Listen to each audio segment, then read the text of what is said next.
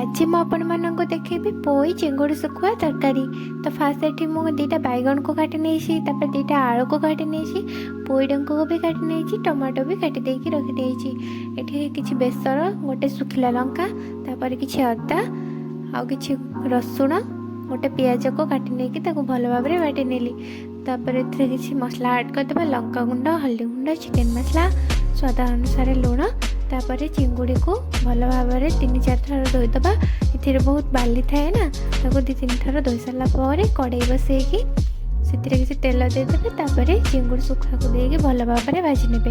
भाजी गला बाहर कर से कड़े किसी तेल, किसी फुटण, किसी कटा पियाज देकी भल भाव भाजी ने। पियाजटा भाजी हो सारापर सब पनीपरिया को पकईकी भलसे भाजी ने। तापर ए सब मसला को ऐड करिकी भाजी ने। टिके भाजी गला पारे से पानी देकी घोड़नी घोड़े दबा।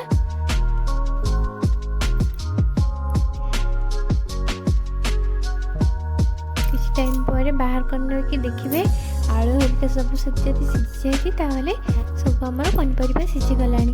से पोई शाग को काटिकी रखी सब पकई देकी भल भाव मिक्स करके घोड़े दबा।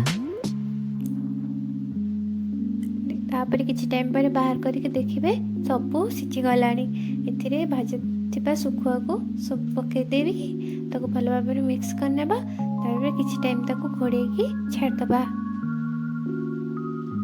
तापर देखु एबे आम तरकारी पूरा रेडी हो गला। सब भल भाव मिक्स हो जाए।